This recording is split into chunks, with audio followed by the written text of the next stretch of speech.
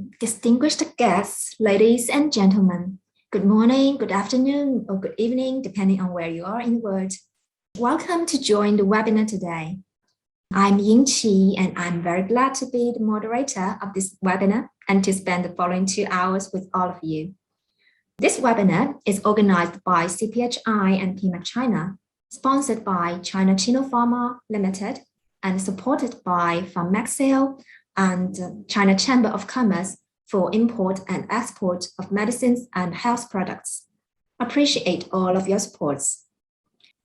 Before we start, I'm so sorry to let you know that we were supposed to have Mr. Uday Paskar, Director General from Pharma to deliver a welcome address.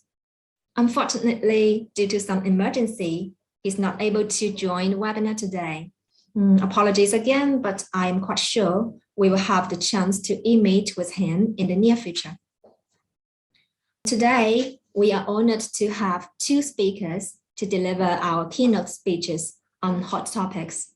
They are Mr. Aurelio Arias from IQVIA and Mr. Stephen Yu from China Pharma Limited.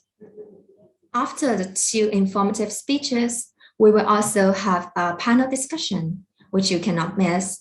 It will be centered on the topic of outlook and opportunity of pharma collaboration between India and China. Apart from the above 2 speakers, 2 extra guests are invited to the panel discussion. They are Mr. Kyrie Huang from China Chamber of Commerce, who's going to be the panel moderator, and Mr. Murali Variyath from Hetero, who has 22 years of experience in pharmaceutical business management, working in both China and India. Well, now, let's welcome Aurelio to deliver the first keynote speech. Aurelio creates topical and forward-looking strategic content relevant to pharma executives worldwide and publishes articles, blogs, and white papers on a regular basis. Aurelio's predominant focus is on off-patent markets, where he generates evidence-led insights with a view to spark high discourses on biosimilars, generics, and value-added medicines. Moreover, he is involved in numerous projects exploring the interface between healthcare and digital technology. He is considered a subject matter expert in these areas, where he speaks at numerous conferences worldwide, presents at board-level meetings, and engages in consulting projects. Aurelio, over to you now. Thank you very much, Yingxi. That's a great introduction. Good morning, good afternoon, good evening, everyone. What I'm going to do is I'm going to spend the next half an hour and talking to you about some of the trends that we see in the pharmaceutical industry that particularly really affect or are relevant to generic API manufacturers, both in India and China. But the focus is really for this session to try and get an idea, at least conceptually, about the direction of travel of the generics industry towards serving patients in new forms or new ways, be it through home care services, the addition of digital integration into your offerings, or indeed advanced, more specialty style medicines.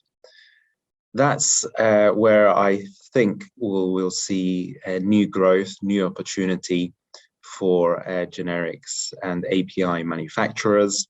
That's not necessarily where the bulk of the volume is going to necessarily sit in, but definitely where you'll see growth in terms of value of your offerings. So there's going to be a few areas that we're going to investigate: emerging from the pandemic, the rise of specialty medicines, digital value-added medicines, and not only on the digital side, but also we'll finish up on a topic on environmental sustainability as an area to explore from an opportunity standpoint. And of course, we'll also be discussing biosimilars later on throughout this presentation. So I want to begin with the pandemic and trying to put the impact of what we've experienced over the last 2 years or year and a half, so in terms of the impact on the overall pharmaceutical market. So the big question really remains is, will the pandemic affect volume? Will it affect value going forwards? Or is it really an exception to the historical trends? So on the left-hand side, what I have there is global prescription list price sales for the whole pharmaceutical market. That means that this is the audited section of the pharmaceutical market, of which I'm sure many of you know Midas covers around 90%, plus an extra 10% that we've estimated in there from the unaudited section. So here we have a good representation of the pharma market. Of course, this is at list price. When we take a look at net price, places like the US typically have about a third of gross to net discounting. Europe's around 15 to 20%. So I'd just like to focus on the box marked 2020. That's the one that's outlined in red there. The growth rates running up to 2020 were around 5 to 7%. If we take a look at the historical 2015 to 2020, around 5 to 7%, driven by the likes of China and India at high growth, and sustained at around that level by the US, the largest market. Now, in 2020, we saw compared to the previous year, we saw a drop of around 4%. So this was predominantly driven by a fall in volume. As everyone knows, the pharma market overall dropped not only in volume, but also in value in certain areas. But in other areas in the generics industry, we saw special parts of the industry or portfolio areas such as antibiotics, such as painkillers, actually spike up in terms of the price. So it was really a bit of a balancing effect. But this drop of about 4% to about 3% growth, that represents a downfall or a down spike in growth. But what we forecast going forwards is that we'll have a rebound, not quite the same level of growth that we had before over the next few years, but definitely starting to rebalance some of that loss of growth as physicians are able to work and clear the backlog with patients, as all our trade routes come back again, and we learn how to operate socially distanced, and also understand how to manage the virus more effectively. Of course, with the new variant Omicron that's affecting Europe, the US and other parts of the world, the ways of operating have become a little bit more complex, but we now have tools, and we think that by 2022, 2023, we're going to be able to use a lot more of these curative antivirals going forwards. Just as a point of note, this excludes COVID vaccinations. COVID vaccines adds on about another 10 to 15% of spend on top of that 2020 figure, and it will be on top of that 2021 figure as well. You can expect about 10 to 15% extra spend from the governments. So that's one good thing about generics, is that governments will be looking to increase the use of generics medicines. We know that in certain areas around Europe, there is a relatively low usage of these generic medicines. So we expect that to actually start going up. In China, India, the US, Russia, all these large countries are actually pretty saturated in terms of the generic penetration. And by that, I mean they're over 90% usage of generics on a standard unit volume basis. So on the right-hand side, I have a quadrant. How I've done this, this is the growth between 2019 to 2020. So that's it was an uplift of around $43 billion. And what you'll notice is that the largest quadrant is specialty biologics on the top left, that dark green quadrant that's over 50%. So that growth from 2019 to 2020 was predominantly driven by the likes of oncology medicines, Keytruda, Opdivo, Stelara, some of the old ones going in, new launches as well, like Kyrie. A lot of that predominantly driven by the US and Europe to a certain extent. Specialty small molecules, here we see the likes of antiviral medicines, not yet including the COVID medicines here for the antiviral COVID medicines, but definitely we'll see this area expand over the next couple of years. Traditional biologics, here sits insulins, and here sits the non-COVID vaccines that we capture. The predominant part of that quadrant there, the traditional biologics, the insulins, really having a bit of a rough patch. You know, in Europe and the US, we're seeing continuous uptake from the biosimilars, albeit quite slow.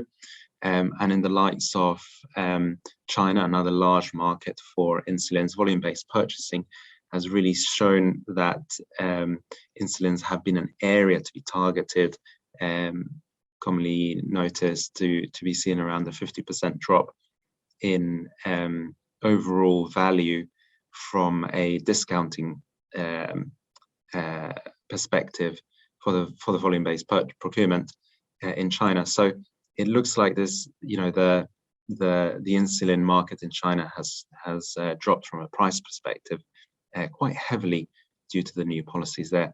But of course, that is allowing or should be hopefully allowing more access to these medicines throughout China. So it's a mixed message there for the industry, but for patients as well, it does seem like it's a good move.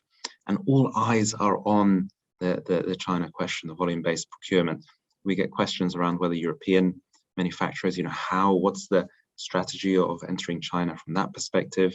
A lot of Indian companies see this as a huge opportunity in order to cement the collaboration and close ties between India and China. And the traditional small molecules, bottom right-hand corner, that represented about 4% growth. In there, we have most of generics. In there, we have a lot of these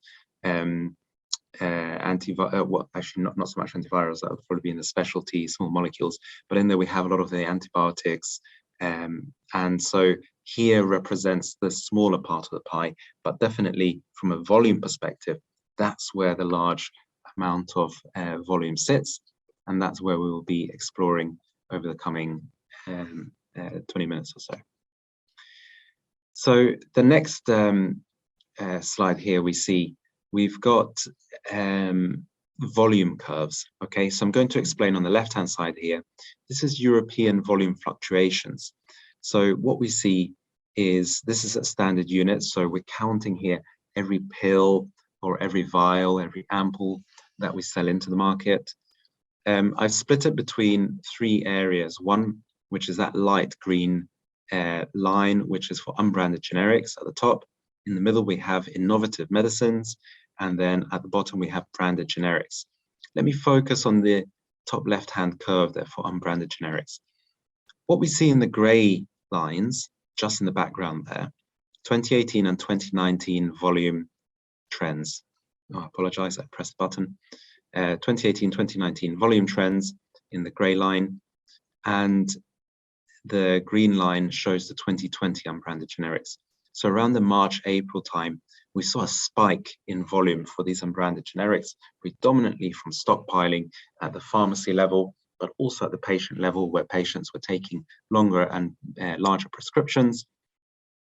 And that was typically affecting chronic illnesses, diabetes, asthma medications, and rare diseases as well. So rare disease patients who didn't want to go out and expose themselves to the virus due to their conditions were taking longer or larger stockpiles that they were able to keep at home.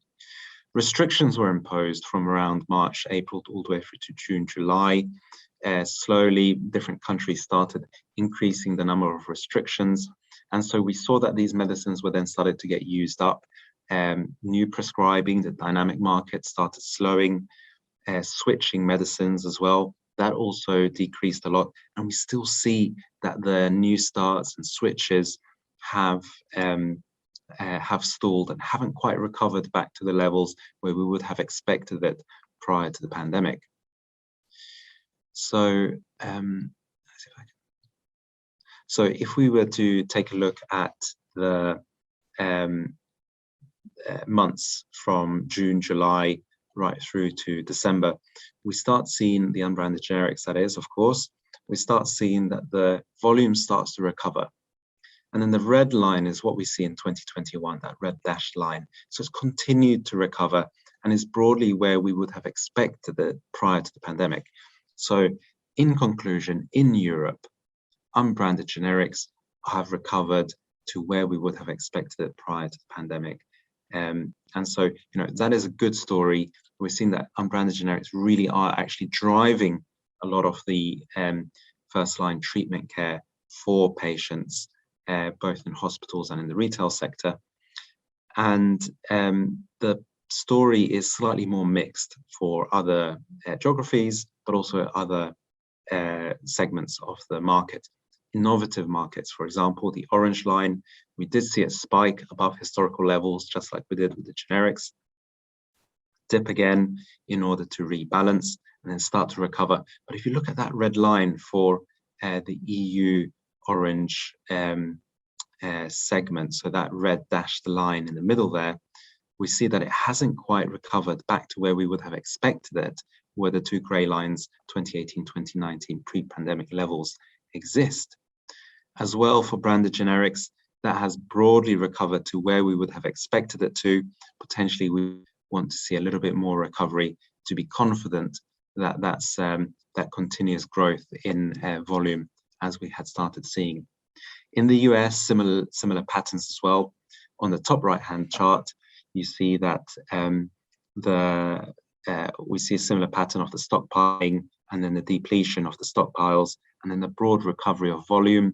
Now by 2021, that red dashed line, we see that the volume levels are returning to those historic patterns where we saw that gray dashed line 2018, 2019. So again, so the US, even more so increasing the use of unbranded generics. And that's what we're seeing globally, is that markets are starting to push from the branded to the unbranded as much as possible as they try and expand the generics coverage.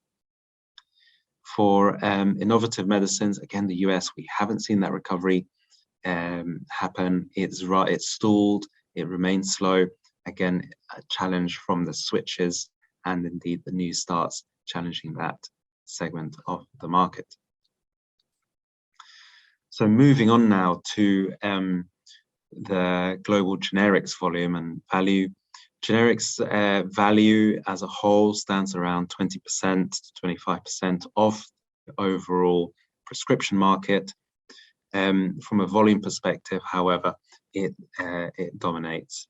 And what we see on the left-hand side is it broken down by the formulation.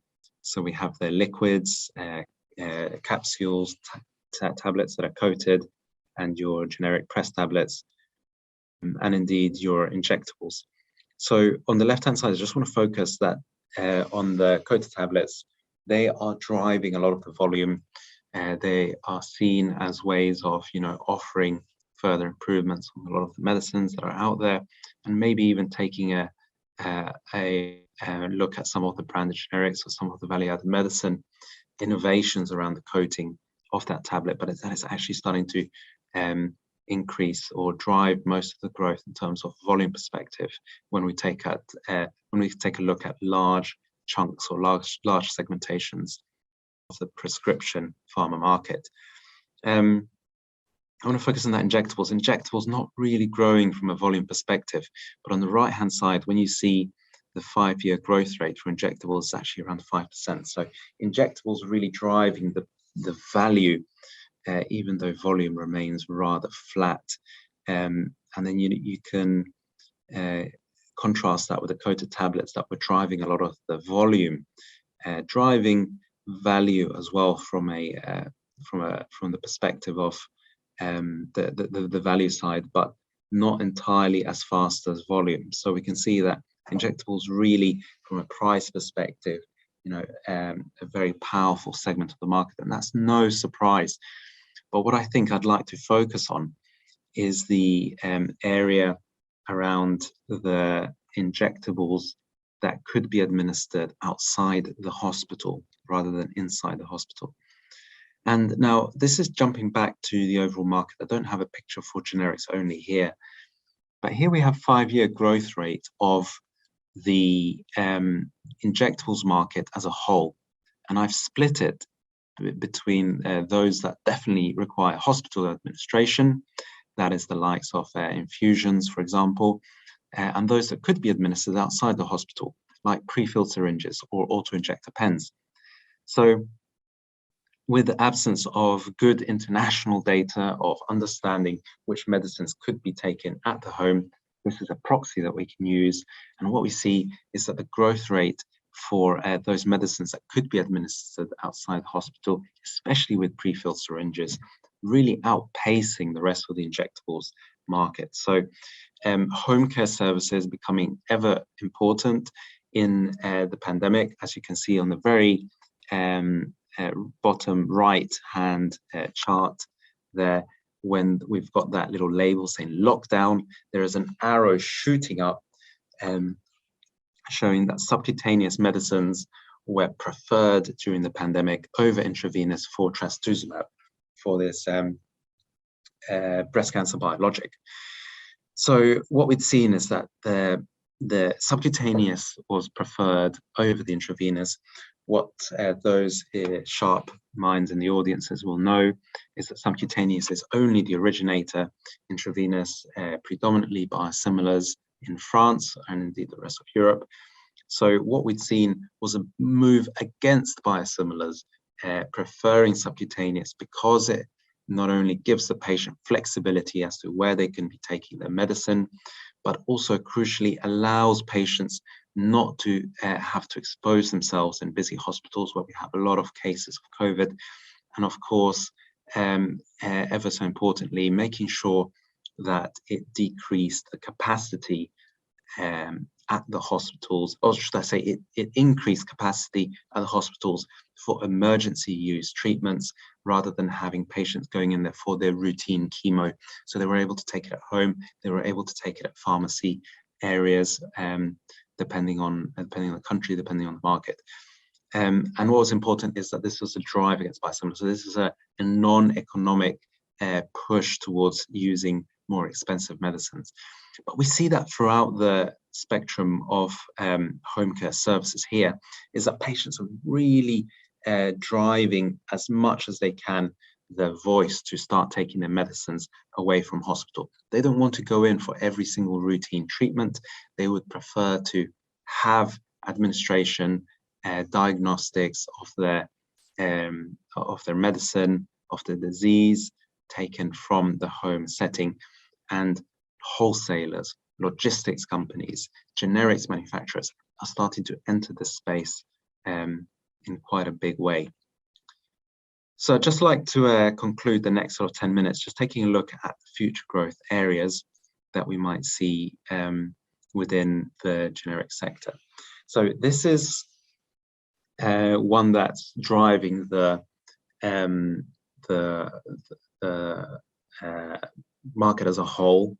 That means the innovative, predominantly, that is specialty medicine, and that's in the light blue that we see compound growth rate of about, that's 6 times greater than your traditional medicines over the last decade.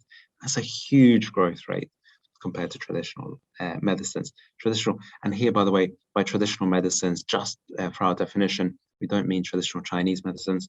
Traditional medicines predominantly are ones that are administered in the primary care setting when you go to your general practitioner. Specialty medicines, I've included a nice big definition there. It has to, we take a look at all the molecules that come through and are approved, and then have several criteria If it meets 4 of these criteria, then we classify that as specialty medicine. These criteria are ones that, for example, initiated by a specialist, administered by a practitioner, does require special handling like cold chain, refrigeration, a biohazard, radioactive, also sits within that category. Unique distribution channels, high cost, or indeed warrants intensive care to the patient or significant reimbursement assistance.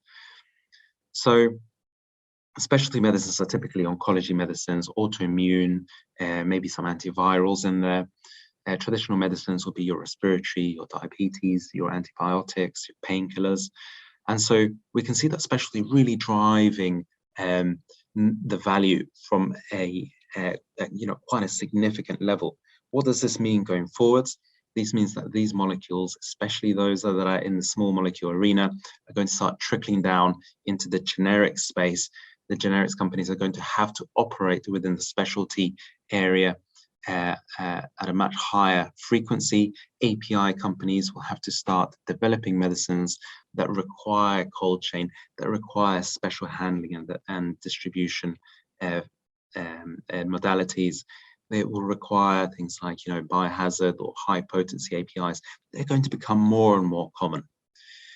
Complex formulations are going to become more and more common. And so this is something that I see as a large opportunity for Indian and Chinese manufacturers to go in a very focused fashion and try to unpick what actually makes sense for you as a manufacturer. It might not make sense creating large cold chain networks, but it might make sense being able to offer services around some of the formulations that are harder to create, or indeed those that are high potency APIs. These are becoming more and more recognized by regulators, and indeed, companies like ourselves are starting to characterize it more, are starting to build up a narrative around them more and more. So specialty generics currently sit at around 10% of the market, traditional generics the other 90%, but the growth rate is 5 times higher than the traditional generics. So this was a 2020 growth here on the left-hand side that we see. Again, the total generics prescription generics market is around $250 billion, $260 billion there at list price, but specialty generics having had that 5% growth the year on year, and now represents around 9%. So clearly we see that specialty generics are high growth, they're a small area, and then what I've done is I've listed for you the top specialty brands on the right hand side. We've got in there some oncologics such as docetaxel, paclitaxel. We have some immunology medicines in there like methotrexate, but I'll let you take a look at that and in more detail and sort of just try to understand what are the sort of the highest drivers of specialty generic medicines globally. You'll probably notice that a lot of them are actually in the injectables market. So again, taking a look at that injectable space. The one thing that as an API producer for specialty medicines, you're going to have to start getting used to is that these are for smaller patient populations. And so the volume is going to start shrinking for these specialty medicines. You're going to have a different style of customer. So there'll be smaller biotechs, there'll be smaller pharma companies, generics, who are going to be specializing potentially because it requires special channels, or it does require patient support programs, for example, that these generic companies are going to start building out, that they will be fewer, but will be able to afford these medicines at a greater price point. So you're going to have to understand that these specialty medicines potentially you're going to have a much more sort of batch manufacturing process for them. They're going to be smaller in many areas, but the demand will be high. I want to move on to a topic that's quite close to my heart, which is value-added medicines. And for those of you in the call who are not aware of value-added medicines, these are medicines that typically have the underlying molecule that has gone off patent, but there are innovations around the molecule, the formulation, the way to administer. Now what we're starting to see is that there's a lot more digital applied to these medicines to try and increase the adherence. So the value proposition for patients in order to increase adherence still remains huge. It's one of the largest sources of medicines. Wastage is one of the largest sources of negative outcomes in patients as well. Is simply adherence, and that's because the patients don't have medicines that are designed for them. They don't see the immediate instant value of it. So in areas where we try and design medicines to be better and more convenient for patients to take, be it reducing the frequency of administration or indeed changing the formulation, one powerful tool that has come to align with that is actually offering a digital way of monitoring the way patients take their medicines. That might be through patient-reported outcomes, but I would say that the real wins are going to be integrating digital ways of capturing administration in the likes of devices like inhalers and like auto-injector pens that are connected at a digital level, being able to capture that data and then feed that back into stakeholders who would be able to use that in an actionable form. So it might be taking a look at the way that the patient takes their medicines, packaging that up into segmentation of the patient population, such as this patient is taking their medicine as they should be, this patient needs more support, and then feeding that back to the physicians. Therein lies a lot of the challenges, such as, you know, how do we go about doing that? How do we go and start training physicians to take on new ways of working when they're already used to the old ways of working? These challenges will start to smoothen out as we develop and mature in this space, but this is definitely a growth area that we're seeing. And a lot of what value-added medicines have done so far is address some of these challenges that we've seen during the pandemic and as we emerge out of the pandemic, right? So preference for remote services, that's not going to go away. This digital acceleration of medicines, and very importantly for API manufacturers, is of course being able to have a digital supply chain in order to increase the transparency. Increase the transparency of the supply chain will allow to allay some of the fears around the resilience of supply chains and the resilience on Asian manufacturers within Europe and the US. There is a bit of a movement at the moment to try and reshore. Part of the fears is that we don't have enough transparency. So it's my call here to you, Indian and Chinese manufacturers of API, when you're taking a look at the global market, if you can offer ways of increasing the transparency or increasing the way you report the data that you have, or your integrate digital solutions into your supply chain, that's only going to be very important for your purchasers. You will get preferential treatment further down the line. It's only going to make sure that Chinese and Indian manufacturers are in the game when it comes to discussions around supply chain resiliency.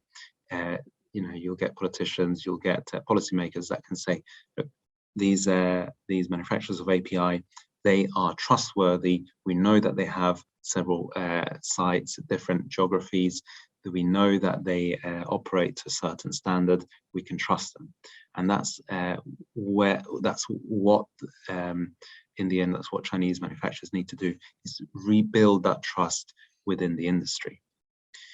And then lastly, it's about just trying to increase the capacity to clear this backlog.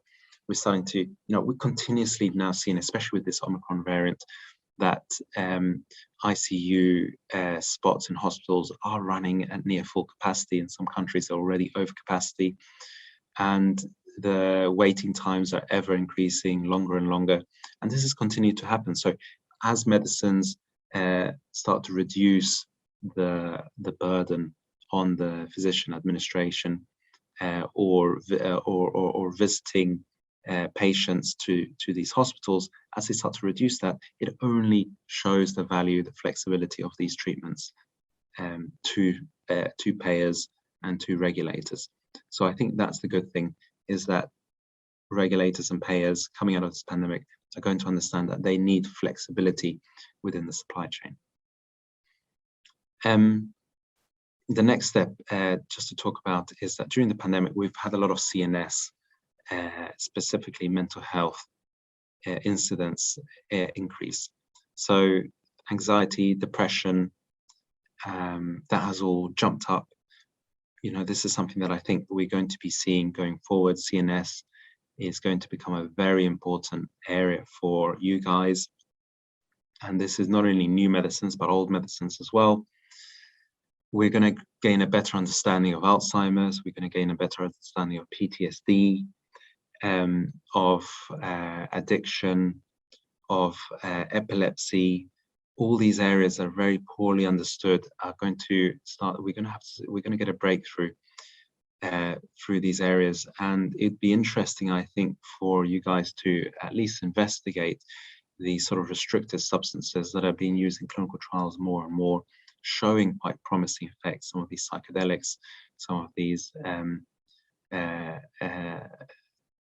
medicines that, you know, are considered banned substances in many countries, but their clinical trials are coming out that are showing quite positive results. So that's an area to try and understand, because we could see that becoming or moving into the clinical sphere in the next few years. But the digital aspect, again, touches upon CNS quite heavily. So on the right-hand side, we've counted those medicines globally that have a digital companion, or indeed a standalone digital therapeutic. That's the 256 bar chart that you see in the middle there. But the light blue means that there's a digital companion. So there's a named medicine alongside this digital offering, which is really quite exciting. Out of those, half of them are from CNS, the next set are from oncology. Then we have endocrine and GI, so diabetes and sort of weight management areas, and anti-hypertension. But really in the CNS spheres where we see some important areas in terms of, you know, managing anxiety, managing depression, or indeed the likes of schizophrenia, where sometimes the patient isn't able to take the medicine or doesn't want to take the medicine. And so these digital companions are ways to inform the physician or the carer on the way that the patient is taking their medicine. So a lot of digitization is going to happen, and I would keep an eye out on that and the areas that they're going to be unlocked by that. And I just mentioned mental health there, and indeed oncology. So I should be wrapping up now. So I've got just another few slides. I'd like to just discuss biosimilars on a very high level. Biosimilars are increasing their use, the penetration. Every single time we see a new biosimilar come to market. This is another area that you should just at least be monitoring if you're in the small molecule generics only. Understand that the future loss of exclusivity potential is going to start swinging towards biologics more and more. That means that regulators are going to start turning their eyes to introducing biosimilar friendly policies, with the likes of the UK reducing the need of large scale clinical trials for biosimilars, the phase 3 style.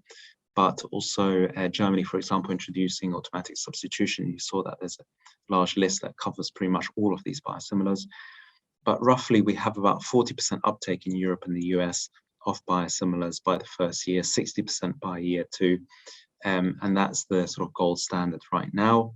And it is primarily driven by Europe and the US. There are opportunities outside. There is an opportunity in China right now, strong biosimilars market already, or at least that's, you know, where they're trying to fuel the fire there. But for the time being, we need the US to show strong willingness to open up the biosimilars market in order to make sure that we kickstart this sector as a whole, make sure that the return on investment is there. But like I said, if you take a look at the global loss of exclusivity potential over the next 10 years up to 2030, the non-biologics, so small molecules, really start to drop to around 45% from where we are, around 74%. Biologics start to drive up to over 55%. So what we're seeing there is that the biosimilars are going to become more and more important as health systems trying to pay for the outlay from the pandemic, for example, by gathering and generating savings from the off-patent market. Last couple of minutes here, I apologize, I've just gone over by a few minutes. The last topic that I just wanted to touch on that I'm seeing everywhere is environmental sustainability. This is growing at a phenomenal speed. So as an API manufacturer, as a generics manufacturer, you should be aware that more and more tenders are going to be opening up with criteria that's weighted towards environmentally sustainable manufacturing of medicines, distribution, and design, and of course the waste and the end life cycle of these medicines as well, to reduce the likes of antimicrobial resistance, having antibiotics or hormones in the waterway affecting marine life. So one thing is that environmental sustainability, the climate change, is really something that as a healthcare company you should be very much in favor and aware of. We are talking about population level health here. This is what we're here for.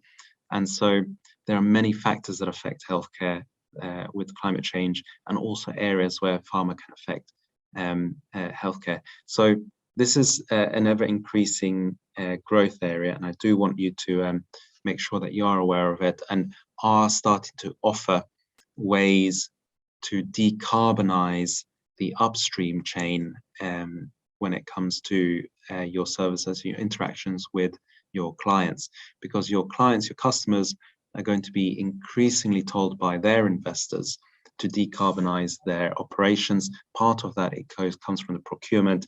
If you can offer environmentally sustainable medicines, you can start to decarbonize the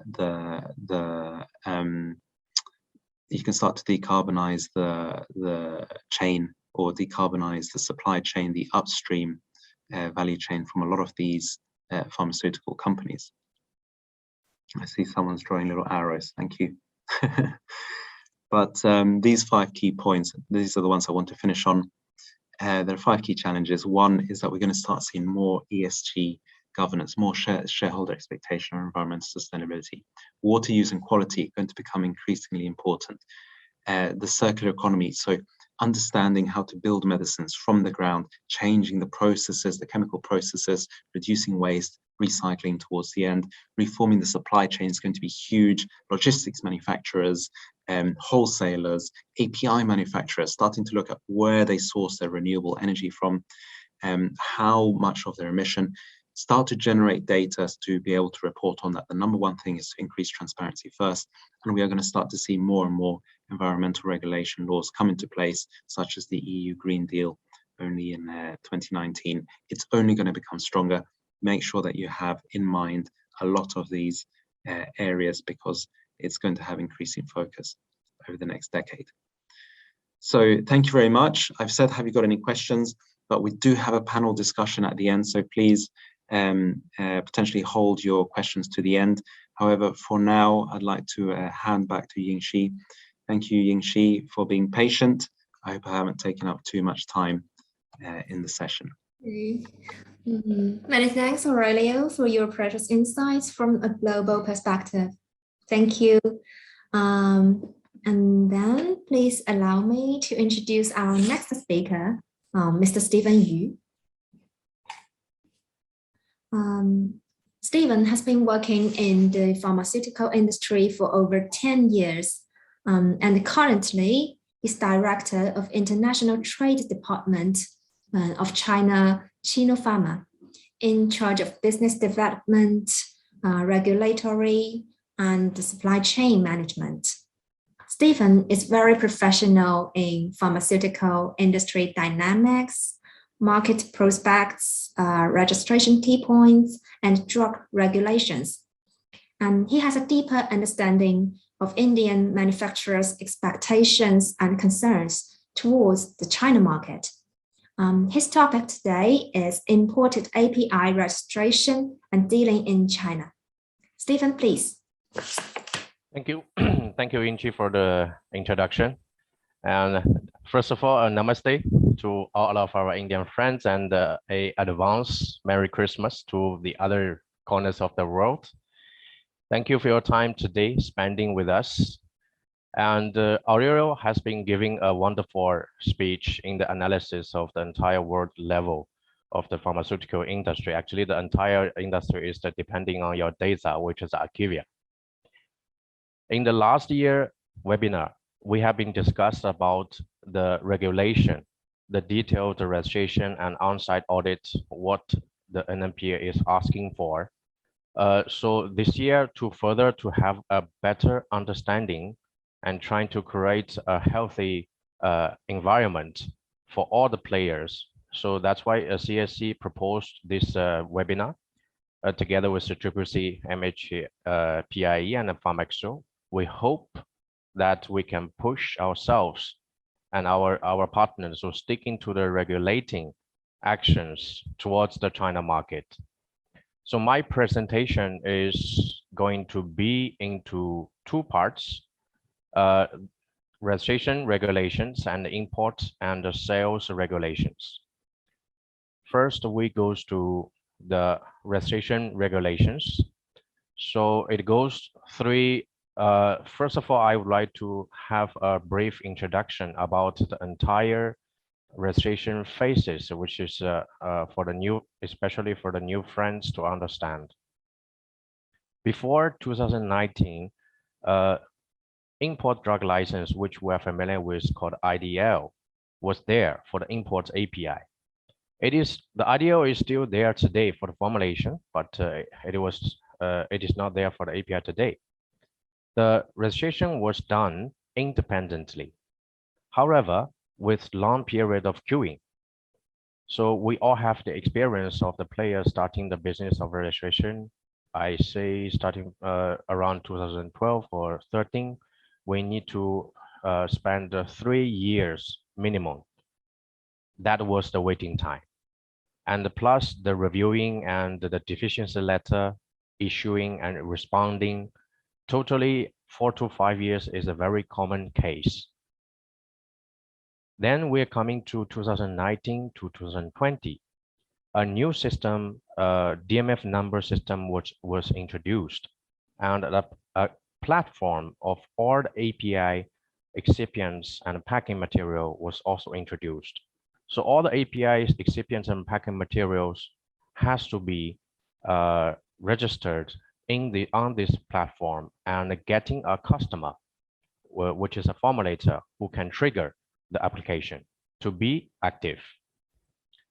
Then the third phase goes to 2021. This DMF system is still valid. It is still there today, but new rules has been implemented that the applicant can choose either independent review or it is a joint application together with the formulator. So here we can give a preference being a good choice. That independent route will always being preferred because it is having the advantages of being independent. So there was no influence from the formulation. If the formulation projects are linked to the API registration got delayed, so it won't be a good news for the API players. But in the same time, the so-called independent route review, that does not stop the API manufacturers to work with the formulator. The formulator can still get link to the API registration if they want to develop any new filings. So here, a small notice here, for the commercial supply, only can be made by having the approval status, which is what today we are calling A, active. Filed but not approved status with inactive, what we call I, can only made for developing quantity. Means the new generic filing from the beginning. The second point is about the procedure and timetable for the registration. Frankly speaking, today we are having a much faster speed in registration from the date of the submission. Usually within 2 weeks, we'll be getting the acceptance. Of course, either that the applicator or the local agent need to pay for the registration fee. And then we will be in the queue. Approximately today's time frame is 8 to 10 months. The applicator will be receiving a deficiency letter or a direct rejection. So if a DL, the deficiency letter, is issued, then 4 months' time is given to be respond. After submitting the response for the DL, another approximately 4 months' time is needed to get the final, I would say, result, whether it is yes or no. On this particular point, I would like to bring the point, the mind setting. We're suggesting our foreign friends to change the mind setting towards China market in the both regulatory and commercial aspects, because the continents and the countries like India, Europe, Japan, Korea, etc., are having pretty big advantages in the pharma industry comparing to China. No matter it is coming from the NCE's first generic launch or numbers of generic filings in the regulated countries, and complete setting up for talents, for the equipment of all the services in the industry. But I would like to emphasize that let's do not take those parameters. Those are our advantages. Let's do not take those parameters being our obstacles in entering the China market. Because still there are quite many, I would say, quite many mind settings that I have already got approval in other regulated markets. So NMPA, China FDA should recognize those same standards. NMPA will recognize that they are welcoming. So frankly speaking, NMPA, they will recognize and they are welcoming the regulated market approved source coming to China. But NMPA will also request that all the applicators need to adopt ourselves as per the China filing regulations. Definitely there are differences, and those differences make it challenging as well as the opportunity, I would say. And only those players who can adapt to themselves, to these difficulties or differences will be captured the opportunity. We need to consider that what can be happened while we are submitting the dossier, and especially during the DL, even post approval. So, and we need to equip ourselves with the plans and actions. There are already projects proceeding in HARF, and our partners finding out that it is very difficult to continue, which leads a bad image in the market, especially to the customer. What I'm trying to say is, if we are not making a pretty clear mind that I am fully prepared for the regulation questions from the authority, then in the middle of the way, okay, I find it is very difficult for me to continue. Then in front of the customer, in front of the partner, it is not good. The fourth point goes to the deficiency letter, which I believe in the near future or right now, the maximize of the topic will be on this. So 2 points on the deficiency letter. Time frame is 4 months, and the 2 keywords is no extension and no second DL. Why I'm saying so is in the past, there were a lot of extension up to 6 months or 8 months is there. It is really happening. Second DL is also there, but this year, CDE or NNPA, they are pretty clear, no extension, no second DL. To taking easy DL response. So let's coming back to the first filing. The first filing DMF will be the key. So trying to submitting the complete level of the DMF is very much required. As per the new regulation, only 4 months will be given for each DL. Then in case the task itself is exceeding 4 months time, so what we should do? It is very challenging. Or there are multiple DLs happens at the similar times. You know, we have a lot of friends and partners who is not filing only one products in China, and they already encountering that in the last 6 months they have been receiving 2 to 3, or maximum there were 5 to 6 DL, and each DL will be asked for a lot of validations or carryover study. That is very challenging. So to close the major points during the first time is really a must, or sometimes we need to catch the time and being a very speedy work, you know, to be filed first, so the customer will see us, or it is a customer request that you need to finish it within 2021. So sometimes we will file it. Okay, we'll be keeping all those loose ends open, but at least after the submitting, the experiments, whatever it is required, it has to be done before the DL issued. Let's do not try our luck on this point.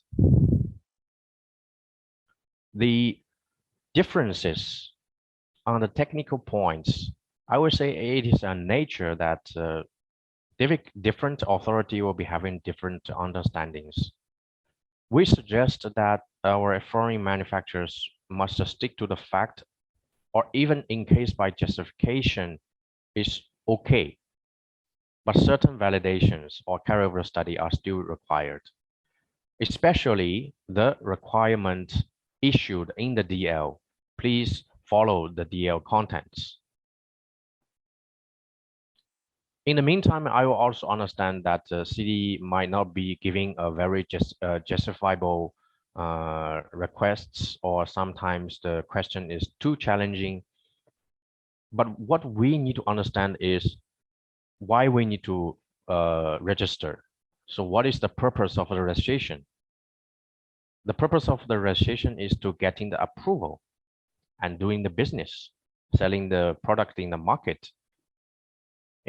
So instead of that, it is very easy for us. Maybe we are stepping to a academic discussion with the officer, with our local partners, suggesting, you know, about the scientific discussion, which is required. But we suggest that the management should set up the mindsetting to team on this particular point, that the purpose for us is to getting the approval. So sometimes the questions are pretty challenging, so the applicator can discuss with the local partner to finding a way out. And based on our experience, there was always a way out. Coordination between the departments also a big challenge, because the entire registration leads led by RA regulatory, but it is fully supported by the QA, QC, R&D, analytical team, procurement team, because different departments will be having different standards, and of course, as a result, the views will be also different. So every time after I fight with my wife, I always thinking that what should I do in tomorrow? And I always find that what should I do is always the same. Is nothing changed. Even I win or lose the fight. So let's do not taking too much attention into the fighting, but to getting the results. The important points of the NMPA filing has been shared in the last webinar. So once again, I would like to emphasize in here, the points are the KSM, the key starting material, and the intermediate level process validation, PV, and the analytical method validation, the AMVs. The genotoxic impurity study, of course, it is as per the ICH Q11 M7. The influence factor study, and the elemental analysis study, and specific parameters in CP.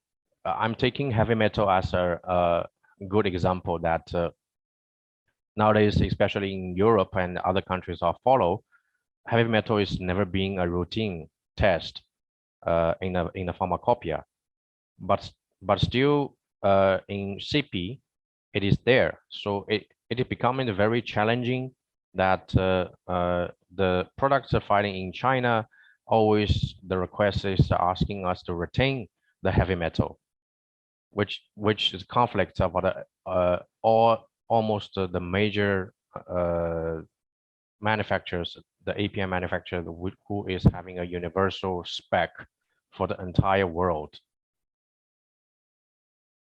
So the important reminder, or the key reminder, submitting the DMF does not mean the DMF is approved, or even it is not being reviewed. That is, I'm repeating that submitting the DMF does not mean it is approved or even reviewed, because it is not difficult by obtaining the DMF number.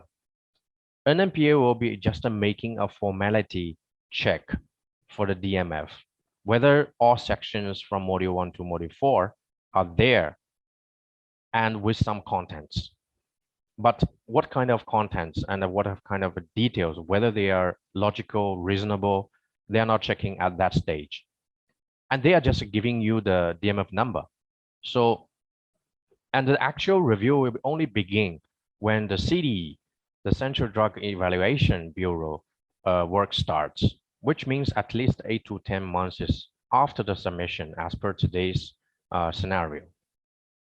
So that means what I'm trying to say, a very fast application, then reasonable speed is always having a problem. But on the other side, on the performance side, it is very easy to create an image that the filing is pretty fast. Okay, we have done a lot of results within the timeline. But the challenging is when it is coming to the DL, or even there was no opportunity for DL. We also heard from the industry for many cases. But when it is coming to DL, we will find that it is to complete those loose ends is practically impossible. And then the final results is rejection. So by looking back to the entire picture, it is a wasting of time and the resources. In the same understanding that to compromise certain specific requirements from CD is not creating a convenience, but it is setting up this obstacle for the future. In this case, good agents might face the complaints like the filing speed is too slow and having too many queries during the first filing. But we believe that by the time goes, because only the serious and the good players with higher standards will bring the final approval.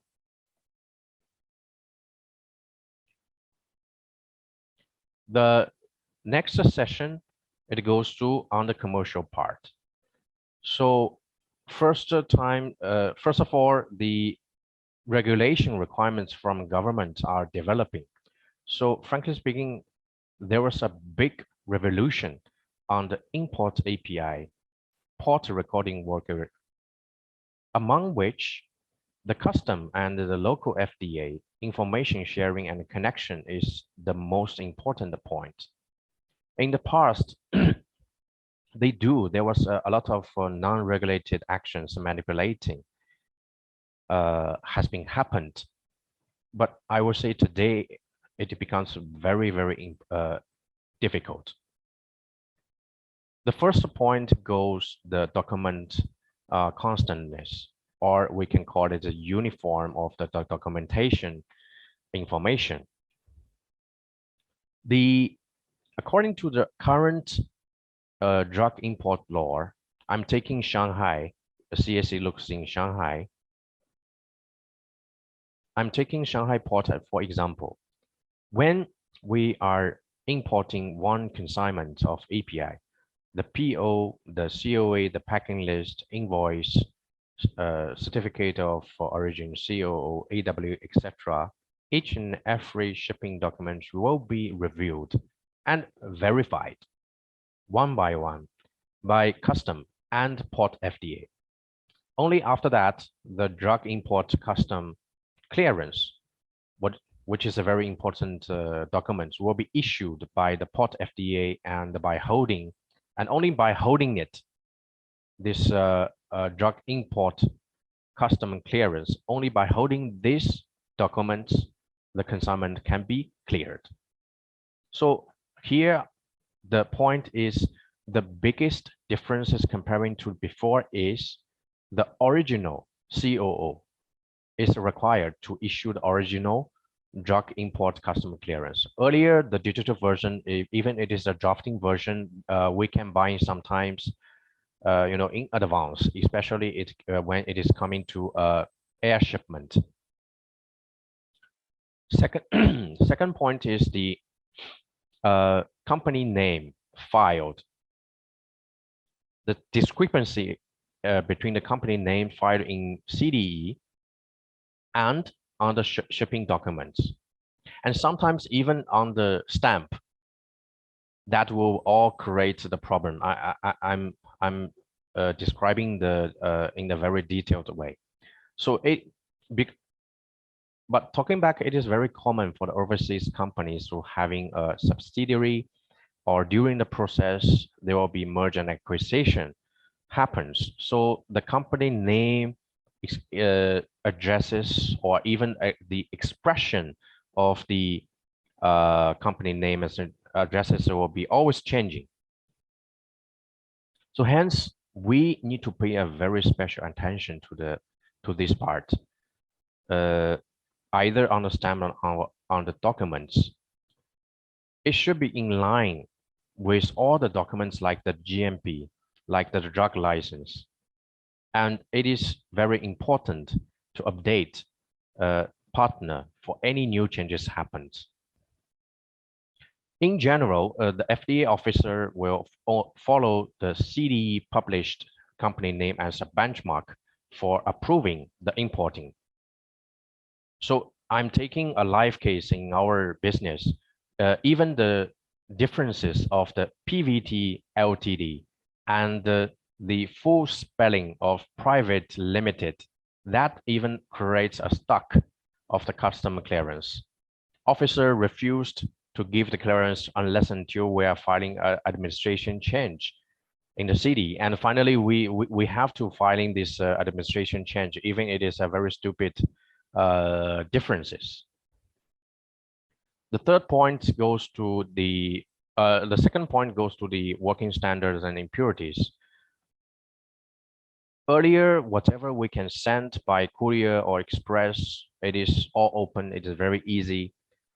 During the filing and sales, working standards and impurities are always needed.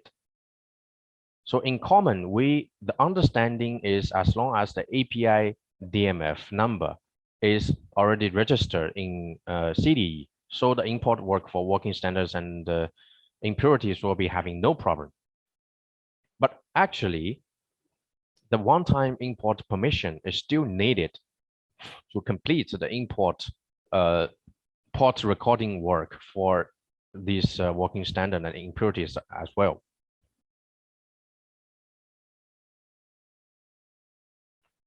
The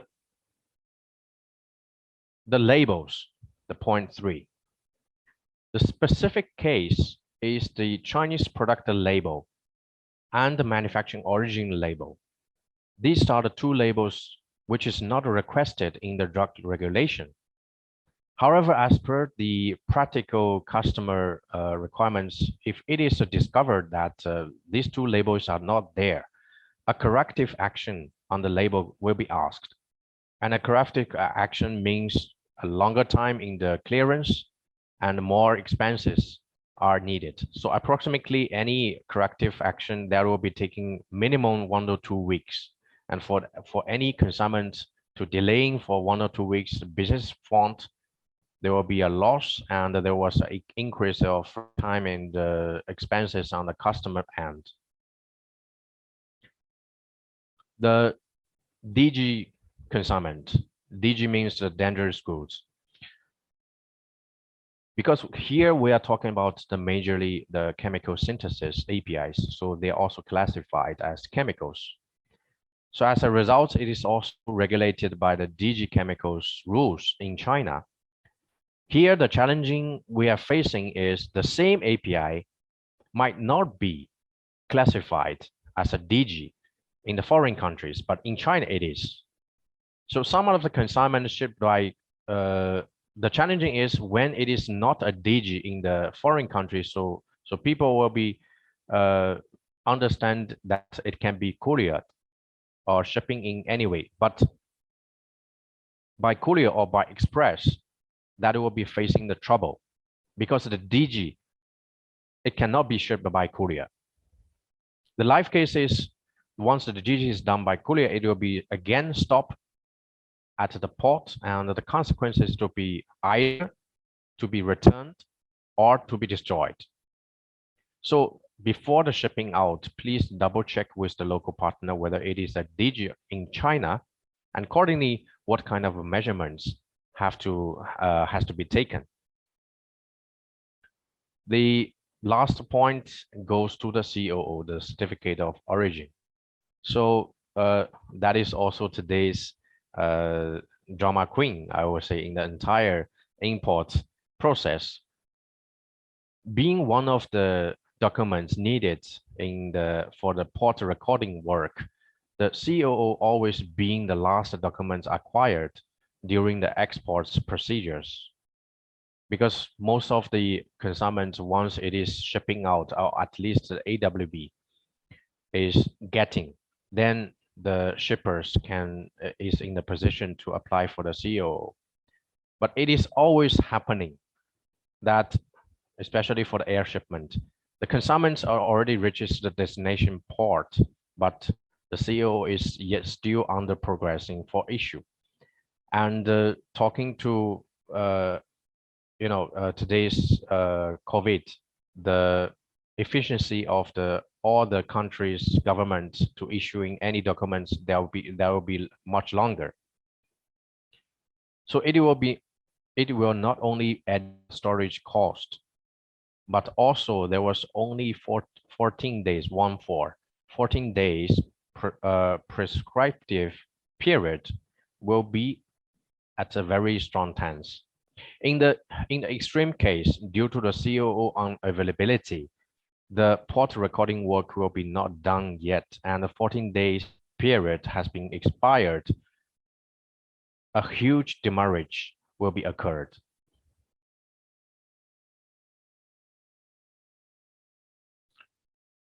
We also would like to share about the two LOAs, the letter of sales authorization and the letter of DMF access, because I think that creates a lot of confusion, which I would like to clarify. So the two LOAs are needed during the progress of adding an alternative API source, as well as to register a new filing at the formulation player's end. So the confusion which our partner having are, since the business agreement has been signed, so why such LOA is needed? So agreement itself explains the authorization effects, which we do agree. The second common confusion is the letter of access can be easily understood. by the foreign manufacturer, because it is also very similar to the other regulated authorities. But in case that I already issue the letter of DMF access, why the letter of sales authorization is needed? So I would like to share 2 points. These 2 LOAs are the legal documents which the government requires. So with a certain, and they are in the certain formats. Hence, the first point, the agreements cannot be used for this type of purposes. Also, the 2 LOAs are used in the different purpose and having a certain set of documents list at the formulator's filing system, because these are the 2 documents they need to submit to the, either it is a provincial FDA or to the central FDA. So we need to adapt to the local requirements to supporting our customers. So coming to the last point, I would say today's main topic of my speech is the regulating of the operation, no matter it is from the regulatory parts or the commercial parts.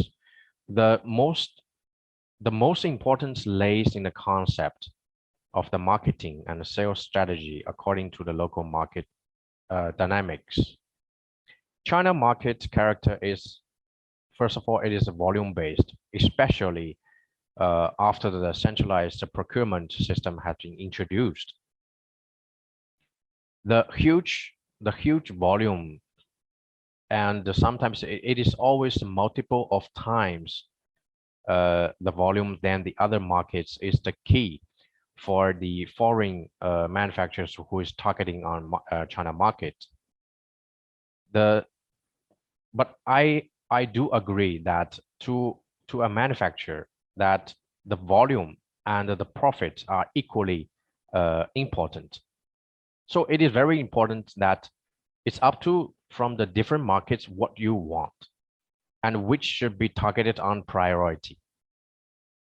Today it is very, unless until it is an NCE or some very rare molecule, it is very difficult to have a huge volume product with a premium price.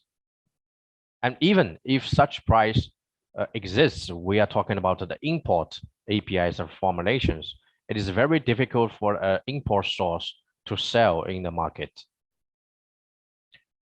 Sometimes the change of the management, sometimes it is the change of the sales strategy that will be directly impact the selling price change, especially under the circumstances of COVID today. The shutting downs are there, and a lot of raw material is coming from China. So the raw material and the logistics is coming, the costing increasing a lot. Everybody fully understand of that. And also it can be a very valid point to be utilizing in the commercial negotiations. But the fact is, no matter the players is coming from China, India, Europe, Japan, Korea, or any other corners of the world, the entire world pandemic situation is equal for all players.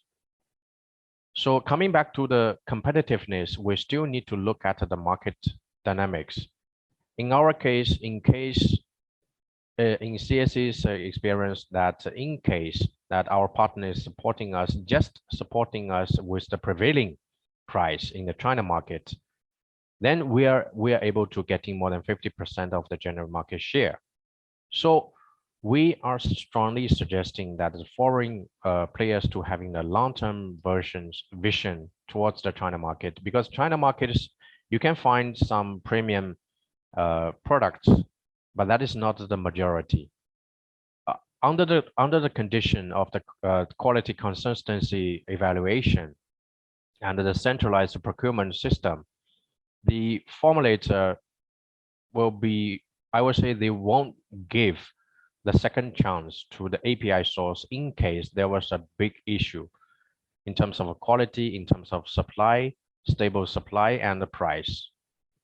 Because today, whatever they have been winning, it is the government tender. So they cannot risk themselves for any of the delay of the supply or unavailability of the material or changing of the price. So once the replacement of the API source at the formulator side is done, I would say it is very difficult to convince the customer to come back. Hence, the first wave promotion is the most important work. So we really calling that the entire industry, let's have an aggressive and thoroughly sales strategy to obtain the long-term benefit. So a good manufacturer and a local partner should have this good vision and a strategy. So request our foreign partners or friends to understand and support. So as a conclusion that in the past 3 years, we have been seeing a lot of new players coming to the market, but I would say only the time will prove that only the regulated player will survive in the market for the long run. CSC is committing like other good agents. We are committing in this point from the establishment, and we truly wish our foreign friends can have the same attitude towards the China market in both the registration and the sales aspects, and also benefit from it. Thank you. Inchi, I have it down my side. Many thanks, Mr. Yu, for your impressive presentation with many practical suggestions on API registration in China. Thank you, Stephen. And now let's move on to the panel discussion part. As mentioned at the beginning of this webinar, we are glad to have Kyrie Huang as the moderator of this session. Hello, Kyrie. The next part is over to you now. Thanks, Inchi. Ladies and gentlemen, I'm Kyrie from CCCMHPIE, and I'm honored to be here with you. COVID-19 pandemic has exerted a significant impact on global pharmaceutical industry, exposing market players to both risks and opportunities. Due to the drug shortage triggered by the pandemic, China has seen a surge in demand from global market for APIs since the outbreak, and continued to prioritize the stability of domestic drug supply chain and the R&D of APIs. Meanwhile, as we all know, Indian API enjoys high prestige in the world and plays an unique role in the global supply chain. India government has launched production-linked incentive to improve self-manufacturing capacity of APIs and intermediates. More and more Indian pharmaceutical enterprises are seeking to expand their business in China. In pursuit of the internationalization of APIs and finished dosages, China and India will carry out more extensive cooperation in pharma industry down the road. Now it's time for us to further discuss the prospect of Sino-India cooperation and figure out what efforts both countries can make to achieve win-win results. Before we start, sincere welcome again to our panelists, Mr. Aurelio, Mr. Stephen, and Mr. Murali. I believe you've already known Mr. Aurelio and Mr. Stephen for their impressive speeches, and I'd like to leave 1 minute, Mr. Murali. Would you like to greet and give a brief introduction to our audience? Yeah, thanks, Kyrie. And good morning, good afternoon, and good evening to our dear participants. So my name is Murali. So I'm taking care of China business for Hetero. So I'm taking care of the entire China business portfolio. So we have a manufacturing facility in China, which is focused on the oncology production and marketing in China, and also a subsidiary company based out of Beijing. So I have an experience of over 22 years, basically working in China and also in India and the APAC region. So it's a nice platform for us to interact and discuss on the collaboration perspective of China and India. Thanks, Kyrie. Okay, thanks, Mr. Murali. It's really nice to know you. Now let's move on to our discussion session. For starters, Mr. Aurelio, as you are an expert at the global pharma market, would you like to share your view on global collaboration with China or India? Yes, okay, of course. So thanks, Kyrie. Thanks all. And Stephen, that was a really good presentation. I think you had some quite salient points that I would like to highlight, especially just focusing on when Stephen mentioned, let's not fight together. Let's think about the end results here. And really the end results, if you think about it, should be trying to put that patient first and what's best for the patient. Of course, there are many, many, many stakeholders and layers and applications and fees, etc., for you to actually get to where that patient actually takes the medicine. But every point, we should be thinking what is best for patients, because stakeholders will align to that need. And I think the collaboration between India and China at the moment is going to be more important than ever, because there is such a focus from the West on where they source their ingredients. And we can't have India and China passively waiting for the results. You have to be active in actually having a strong foundation to build, like I said, trust within the predominant purchasing nations of this world. And so by doing so, or in doing so, focusing on things like ensuring greater transparency, greater quality standards, is only going to be a positive move for patients, and in doing so, a positive view in the eyes of regulators and purchasers from the purchasing nations in the West. So I am very much in favor of greater collaboration between India and China. I think it's going to be crucial. I don't necessarily believe that that it means a decrease in competition. I think, having healthy competition is going to be very healthy. We will find that Chinese companies will start specializing or being very strong in certain areas, Indian companies specializing or being very strong in other areas.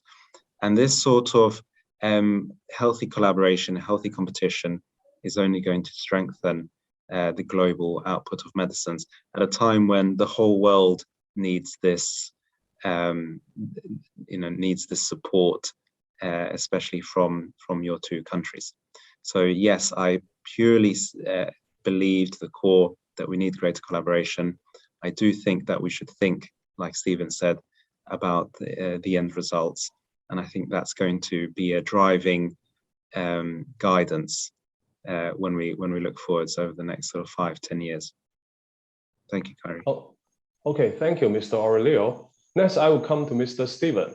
I know you and your company is really specialized in imported API registration in China, especially from India. Would you like to share something on bilateral collaboration? Okay.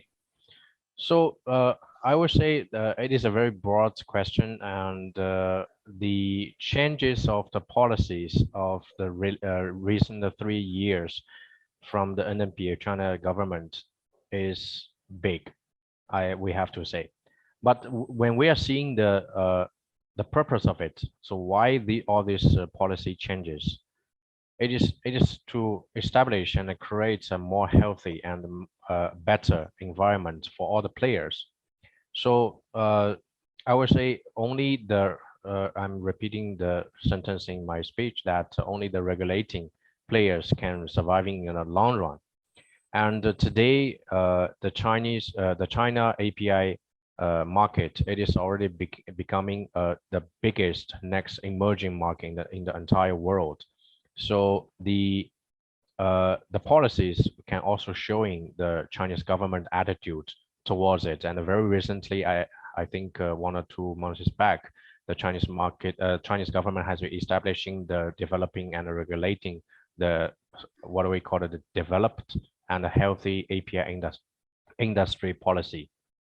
So that will be definitely to create a restructuring of the industry, that the washing out of the the deficiencies once, only the strong ones will be remain. So it is towards the import API, which coming from India, Europe, or Japan, Korea, which the continents you already having the experience and the very mature mechanism and the structure of the industry. I would say it is a beneficial point. So, and like I mentioned in the speech, that China government is always welcoming the qualified medicines and the pharmaceutical products enter this market. So I would say it is a very challenging, but it is a good direction we are facing.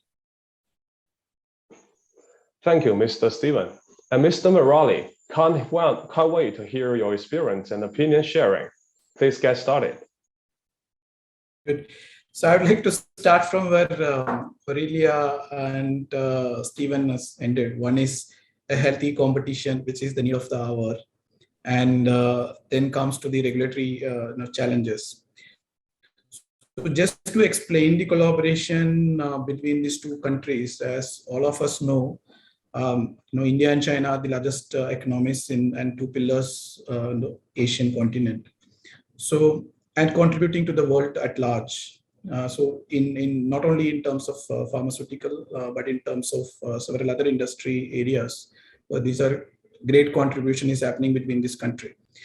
Coming to give a little historic background of where India and China getting into a large scale manufacturing of APIs and also into the formulation. So these two areas we cannot keep our discussions to one particular area, because these are interlinked and both have a complementary effect in terms of the key starting materials to API manufacturing, then also into a forward integration into the formulation, which is India is also very strong player in the global market.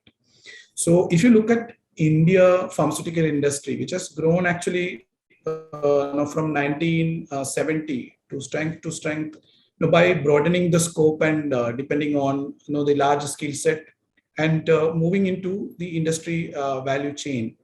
So over a period of time, what was happened is like China industry is also started fetching its wings into the technical capabilities and conversion efficiencies and large economies of scale. So gradually, Indian companies are moved towards depending on the APIs and the key starting materials from China and forward integrating those into the formulation. So today, if you look at, India has the highest number of US FDA approved plants outside the US. And as well as if you look at the ANDA, global ANDA, 44% is from India. So these two economies or two pharmaceutical industries have a lot of synergies which can be driven into.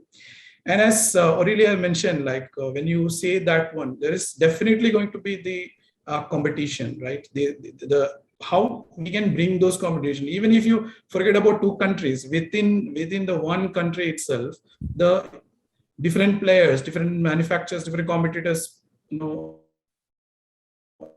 play each other, right? So, but there are opportunities to cooperate and to bring the synergies into higher levels. So, and when you come to the today's scenario, because there are a lot of changes happen, even if the trend of pharmaceutical shifting, so even in 90s, almost 90% of the APIs has been contributed by US, Europe, and Japan. Now today, China contributes 40% of overall requirement for the globe. And China, India put together almost 75% to 80% of the requirements, API requirement, these two countries are contributing. So now coming to the Indian perspective of, in the after the corona virus, not only in India, it's there are a lot of changes which has happened across the countries. What has happened is like this corona related supply chain disruptions have created a lot of vulnerabilities in the drug supply chain. So which has given a provoking thought for all the countries and their administration to think about, especially for the critical medicines, how we can move towards a self-sufficiency and boost the domestic manufacturing and to achieve global leadership. So India, like US, England, Italy, and core strength for Indian pharmaceutical companies. So from the API, so once upon a time, the API was very strong for Indian companies. Then gradually they moved towards, they shifted towards the formulation. Because you can get reliable, cost-effective, large-scale manufactured APIs from China. So this was the shift which has happened. Now coming into the collaboration, right? I will group this collaboration perspective into 4 different areas. One is global strategic importance, because most of the countries, if you see, these 2 countries are the manufacturing hub. So India, in a short span of time, has moved as a pharmacy for the world, and China is a chemical hub for the world, right? So there are a lot of global synergies and importance for these 2 markets. And even if you look at the areas which the opportunities are lying in the global scenario, there are 3 different kind of focus area for small molecule APIs, which focused by or which has been leadership by certain companies. And third area is high potency API and the biosimilar APIs. So these are the areas. And if you look at the presence of Indian companies and Chinese companies in the regulated market, you can see a difference in the focus area. So there are certain areas both the country pharmaceutical companies can collaborate, and especially if you look at the high potency APIs and the biosimilar space. So I could see a clear synergies and opportunities which both the countries can work together, both the pharmaceutical companies from both the countries can work together. And because there are good R&D platform capabilities and large-scale manufacturing capabilities with these 2 countries. Now, second area which you can look at it, the competitive landscape, where any competition. So you need in the generic strategy. If you look at the generic strategy, there are 3 ways to get into the market, penetrate into the market, and successful and also sustainable in the market. So that is, one is innovation. So Indian companies and Chinese companies, you can see the government is also putting a lot of effort to bring innovative products into the market. So bringing innovation into the generic business, maybe a new form, okay, and fast acting forms. So bringing innovation within the product is one area which the companies can focus and succeed. Second and most important is the cost leadership. Okay, this is the key factor for any generic, whether it is API or into the formulation business. So cost leadership is one of the things which will lead, and then focus into this specific area. Now, another area for collaboration, because both the policy lever, so both the countries are concentrating. If you look at India today, we are talking about Atmanirbhar Bharat. That is actually make in India and make for the world.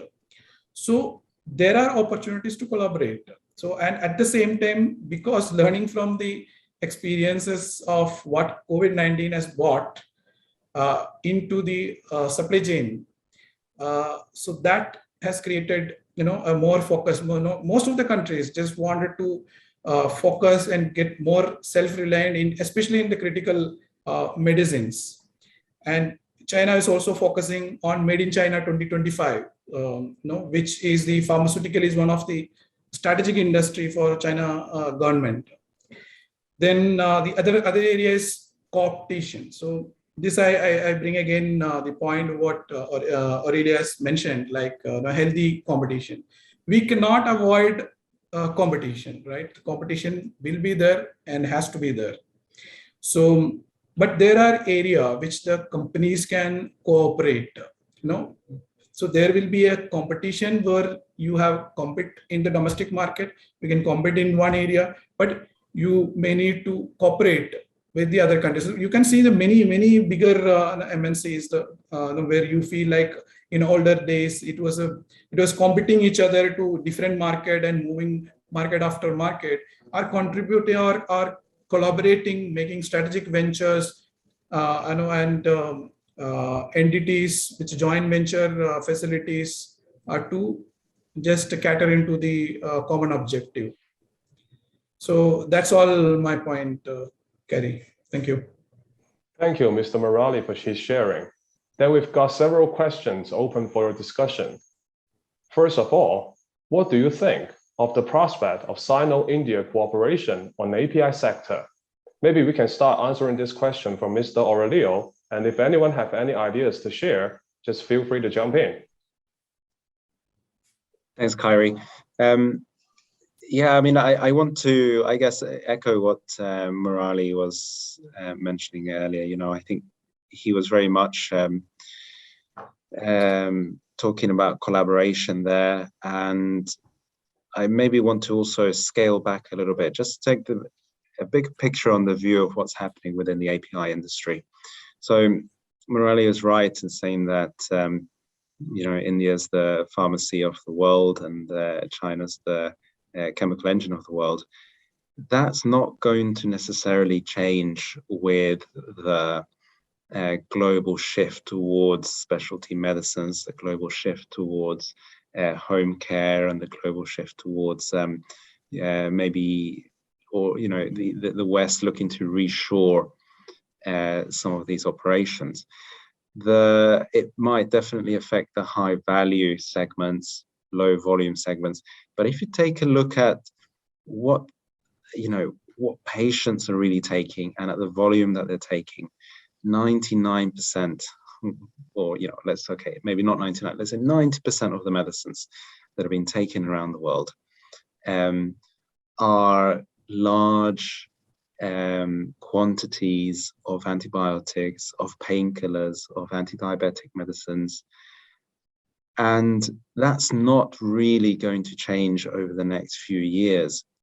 The engines of manufacturing and production are still going to be coming from India and China, no matter how many new industrial plants are set up in Europe and the US. The cost base, the sheer existing infrastructure, the connections made to Africa, to Latin America, just absolutely swamp one or two manufacturing plants, trying to make penicillin and ibuprofen in France. It's not going to be a big change in the global scheme of things. So it's now a time to really understand that the world still needs this strong collaboration, this strong engine to give these 90% of medicines worldwide. It's only in the fringe areas, specialty medicines, these high growth, high value, complex areas that are going to start changing, going to start shifting. So really, I would say from an API manufacturing perspective, you really have to think of it in two ways. One, which is the mass market production of medicines for the greater amount of patients. And many of the large players are going to be involved in that. Many of the small players are going to be involved in certain molecules, but at a large scale. The second strategy is going to be really trying to understand how does India, and this is the tricky one, how does India and China fit in with new ways of operating, smaller batches, more services, complicated manufacturing methods, stronger regulatory requirements in terms of geographical location of prohibited substances or dangerous chemicals. And this is where companies who are able to operate within these spaces, because it does require large initial upfront investment, is going to, this is a real area of opportunity. But yet I still see that collaboration is going to be important in terms of making sure that, there is trust in the system, because for these highly specialized areas, you're going to need more oversight, more transparency, more trust. Otherwise, these medicines are not going to get purchased. You do need cleaner medicines. You do need ones of higher purity. You do need supply assurance. You do need environmental sustainability. And it's just going to become tougher in these areas. However, I would say that these areas, although they are a source of opportunity, are not going to be the large volume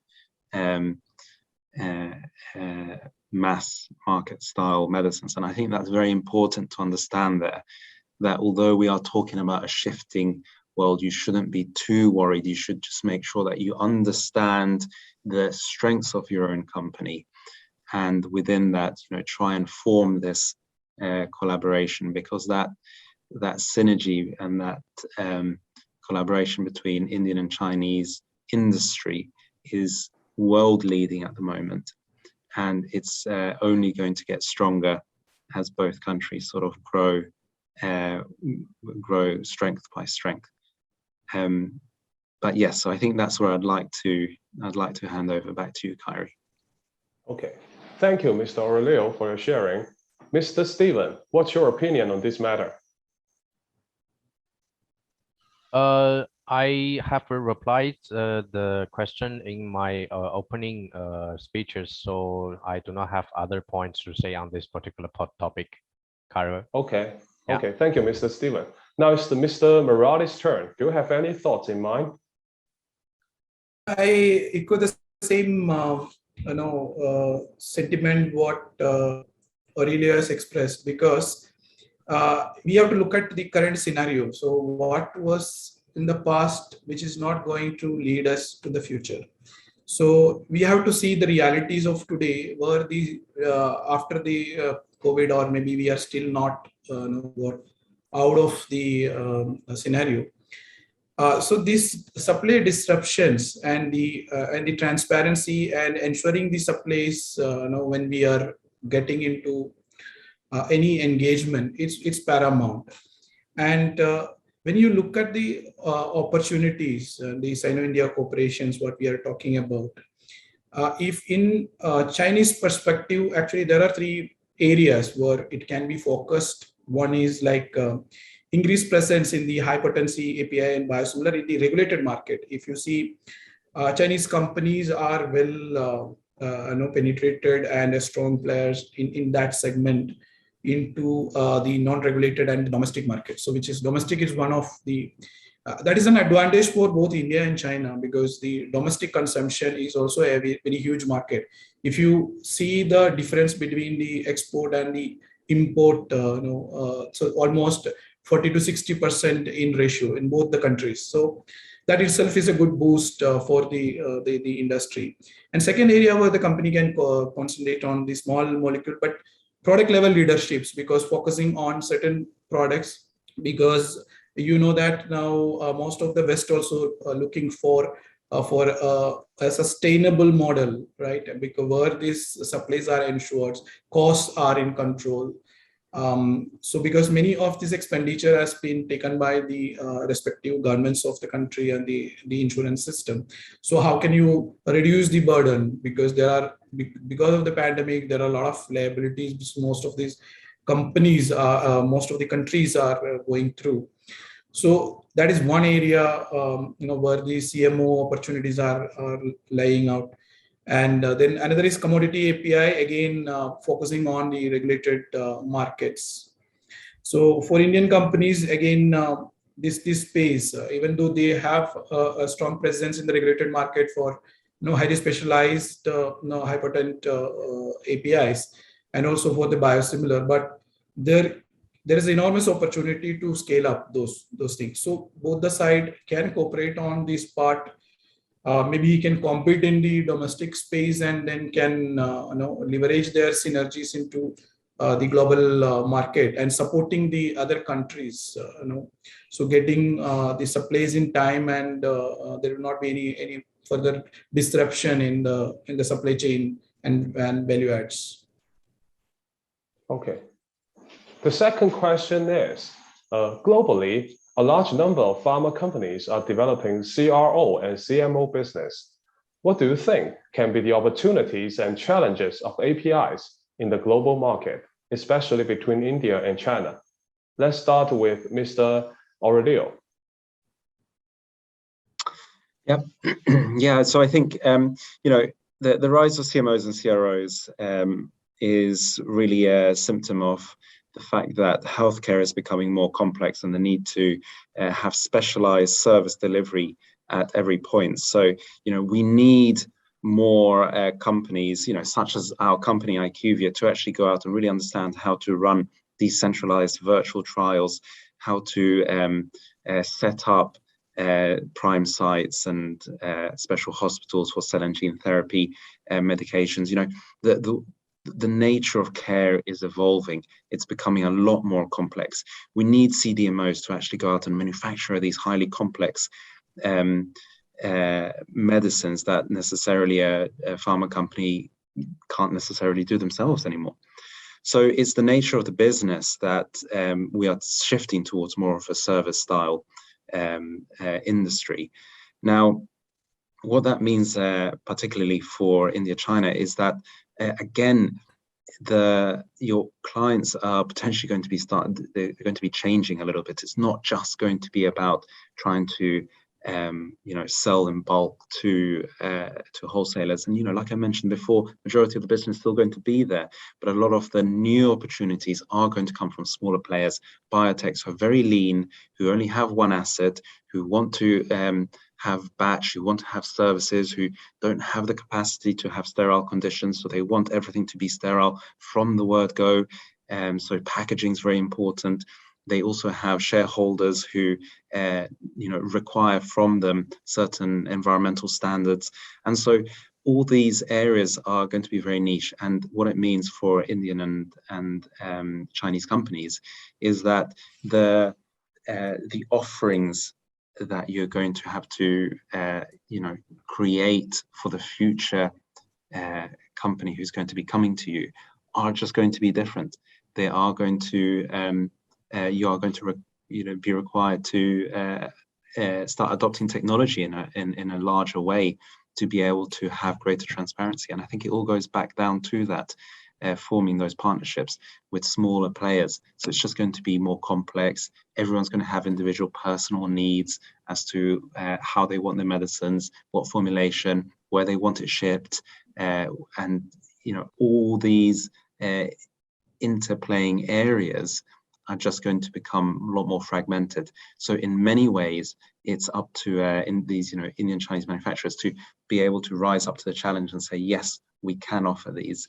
And as I said before, if you're a company that's smaller, and I've been to India a few times, and I've visited a lot of small but very important companies that you may not be able to move into biologics, or may not be able to set up plants by themselves that are set up for high potency APIs, for example. That's not necessarily going to change for them. There will always be a market for antibiotics, for painkillers. Now, it might be shifting, but globally, there is still such a large need for these style drugs. So, I don't want to be giving out news or being very pessimistic on this area, but definitely for the large companies, the style of play and the competition is going to start heating up in the style of players and your own customer base. Thanks, Kyrie. Okay, thank you, Mr. Aurelio. How about you, Mr. Murali? Would you like to share some of your thoughts? Yeah, definitely, because as you rightly pointed out, like, a large number of pharma companies globally are trying to develop CRO and CMO opportunities, tying up with mid-size companies. So if you look at the both the countries, you can see the most of these bigger or larger pharmaceutical companies are highly vertically integrated organizations. So they have almost 80% to 90% self-reliance in terms of the APIs. Maybe they will be depending on the KSMs. That also they will be in a position, and they have the technical platform to backwardly integrate and get into the complete value chain. See, we have to look at one point, and some of the areas why there is a shift, and thought process is happening today. After the post-pandemic era, not only the supply consistency and also the cost has increased a lot. Because if you look at India is depending on many of these APIs from China. So as I in my opening remarks, which I mentioned, in certain products, it is up to 90 to 100% itself. So the cost, sudden increase of cost, there may be logistic cost increase and material cost increase, but there were enormous amount, more than 50%, 60% increase in cost, also created a problem to the Indian manufacturers. So there is a tendency now, like, okay, let us integrate some of these small vendors. If you look at in earlier days, there are if you look at cephalosporins or Penji, there are different those kind of product. There are a lot of huge dependency, and where one time India has a large manufacturing, but now today all this manufacturing is not working. There is all small, medium players are there just surviving with a few number of products. So now when you create these CMO opportunities into those organizations, that can also bring value and can increase the consistency in supply, and to an extent can reduce the cost. So cost is one of the parameters when we're looking for the CMO opportunities, especially. Thank you. Thank you, Mr. Murali. Before we can proceed, there are one of the audience asked, we are facing higher pricing issue for API. Please elaborate on this issue. Do you have any thoughts, Mr. Murali? Yeah, that is what I was mentioning, because in many of these products, after the, I'll just give you a slight example, because some of the products, even including the materials for vitamin B, B6, B12, that is another one. There is and the one which was first launched for against COVID, Favipiravir. So suddenly what happened is, like, the cost, even they were not available. Many of these materials were not available, and almost 98% dependency for Indian manufacturers on key materials, or maybe N-1 from China, or maybe direct API from China. So there was a surge in increase of the pricing, and even many of the companies were struggling to get the material first, and the cost of production has increased because the input material cost has enormously increased, including remdesivir, where that the first injectable which is launched into the market for COVID patients. So there was a lot of such issues and increase in price. This was happened in the recent past, and still to an extent it is continued. So that may be the one of the reason the question came from the I think Mr. Rishi, I think. Yeah. Okay, thank you, Mr. Murali. Mr. Aurelio, do you have something to add? Yeah, I guess in the last couple of minutes, I think the cost issue is something that we experience everywhere that we're seeing. Now, this is not going to be remedied unless purchasers are willing to actually go out and start increasing the acceptance or the tolerance to higher prices. Now, we're seeing worldwide a need for greater quality standards, environmental sustainability, so greener credentials, maybe manufacturing in areas that are separate, so that we don't have regional or geographical bottlenecks, smaller batches, greater services. All this adds a cost base to what the current standard of generics or APIs, or indeed, chemical raw materials. So I completely sympathize with the falling prices recently. We've seen that the pandemic has increased the price of certain products, but it's not been wholesale across the board. And this is something that's been a issue with the industry now for several years. It really comes down to the fact that if we want all these areas to improve, the end game is that payers really will start to need to actually pay more for their medicines. There's no doubt about that. So we are here in Europe are trying to make payers aware that they can't eat their pie and have it at the same time. They need to pay more for these medicines. And if that means, the typical pushback is that if we pay more for medicines, then it could be that access to patients drops because the medicines become more expensive. But the fact of the matter is that we have these access discussions everywhere in the pharmaceutical industry. The cost versus access is something that has been with us forever, and none more so than in the innovative side of the market. So let's see if we can maybe shift the balance, start paying a little bit more for our generic medicines so that we can get the quality, the flexibility, the extra innovation around formulation, the environmental credentials, the safety credentials, to make sure that we can produce safe medicines for patients, and then try and generate savings from other areas, because we are digitizing healthcare as a whole. Let's stop being siloed. So these are some of the messages that we really need to lobby to payers, to make them aware that the price is making it very difficult for us to be competitive for some of the things that they are asking for going forwards. Thanks. Thank you, Mr. Aurelio. Thank you for your sharing. Regarding the price issue, Mr. Steven, do you have anything or thoughts?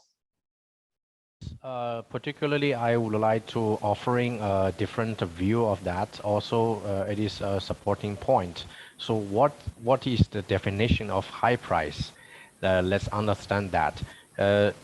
If we are talking about a comparatively higher price because of the pandemic, because of the subjective conditions, then I would say it remain the same for other players. Like Aurelio has been mentioned, that the high quality and the high step level of access to the market, that also always goes to the premium price. So the so-called high price will be having a background or standard, to justify such. So if the high price comparatively is having the background, I would say it is actually not a high price. It is a reasonable price for good quality products. So we need to think, but of course, today's dynamic from the entire world logistic and market that creates a lot of challenges. But to any of the suppliers or the customers, they were all understanding what is happening across the globe. So I would say they will also understand that it is if we are offering or we are getting the reasonable high price, they will also accept. Okay, thank you, Mr. Steven, for offering a different perspective. Yeah, please Kyrie, go I just ahead. want one point to Steven. When we have the definition, how we define the high price, right? So if you're getting a product in 100 RMB, okay, today, if there is a logistic related cost, of course, there is an increase in the logistic cost, because earlier it was 5 to 6%, has grown to 14% to 15%. Okay, so a high price means if tomorrow you are asking me and I'm giving 150 RMB, I'm telling, okay, yesterday I was supplying you 100 RMB, but because of so many changes, I'm going to give you 150 RMB.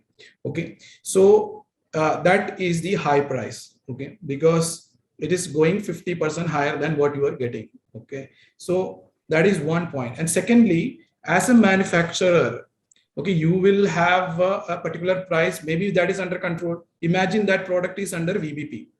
Okay, and you are getting your input cost earlier was 100 RMB, and now your input cost is 150 RMB. You may not be able to supply the price with the VBP.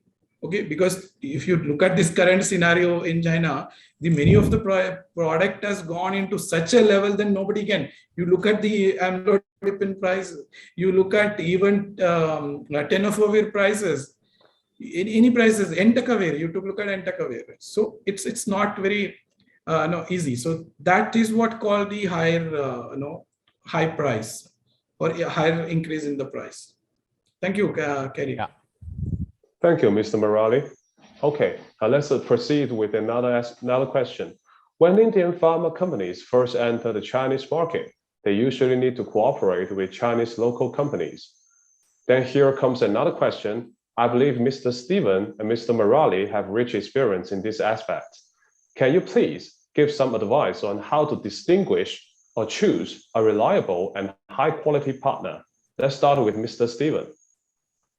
Yes, so it is a very typical and a traditional question we always being asked by our new friends and partners. So that is also what we always describe to our friend is standing at a agent role. So what I can give you, what we can give you. See, that only 2 points. I can give you a successful approval of your products, and I can give you a successful sales on the market.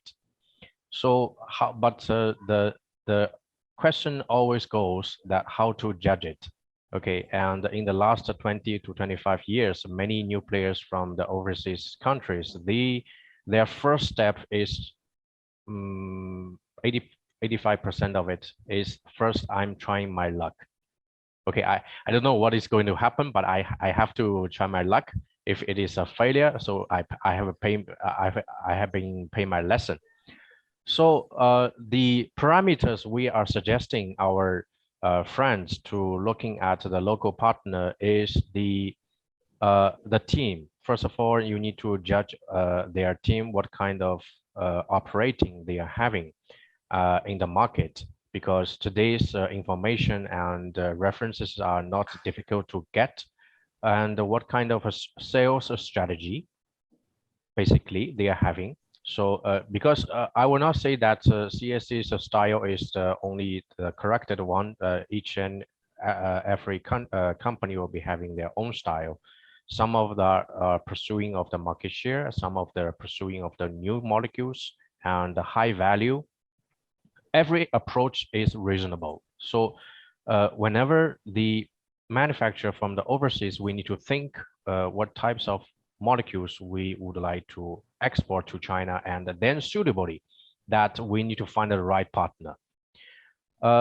Then the facts, the solid facts are very important to give a justification of the capability in terms of how many numbers of products they have been filed or they have been approved, getting the approval, and how many molecules and products they have been being commercialized in the market, and how much is the revenue they have been generating, and with how much of the market share. So all these solid numbers that will be giving the comfort. Instead of today, people are talking about the projections, the commitments. I would say that is very important because it represents the understanding of the business. But more important is the realization of the forecasts and the commitments, and whether the partner, the local partner, have the capability to achieving that. I would say from the present and the existing parameter or facts, we can find it out. So this is from my side about agent role to find the right local partner. Kyrie. Okay, thank you, Mr. Stephen. Mr. Murali, what's your suggestion? Please share with us. Yeah, sure. This is very interesting question, and actually, we cannot put it in one particular framework, because the selecting of the right partner, it depends on what kind of business model the company wants to enter into. Are we looking for an arm's length deal, or just a tactical operations, right? Or a strategic way of entering into a market? So any company which is want to get into China market, so they should have at least the companies definitely will have a core strength either in development or in manufacturing, or both. So generally the companies who is strong in the development and manufacturing, considering the today's regulatory environment what China offering, maybe, okay, and the pharmacopoeial requirement which is the best of US, best of Europe, and best of Japan. So the company definitely should have already having a core strength in the product development and also in the manufacturing. So what a company, for example, if the company is looking for just a distribution model, or we can say like a tactical operation or an arm's length deal, their core objective is to find whether the partner who is a strong marketing, or they have a strong marketing network and infrastructure to reach a wide market, and the distribution capabilities of that company, and then licensing strength, because that is also required, and strong regulatory capabilities because the product has to get approval. So the company who have a strong capabilities to get the product registered. So these are the core areas which a company, especially the companies like us, when we enter into any market, if it is an arm's length deal, this is the one which is core required. Now, when it goes to a strategic play, so the key area is, other than this distribution network and marketing capabilities and licensing capability, you need to look at the credential of the organization. So what is the standing of this company in China? What is their reputation in China?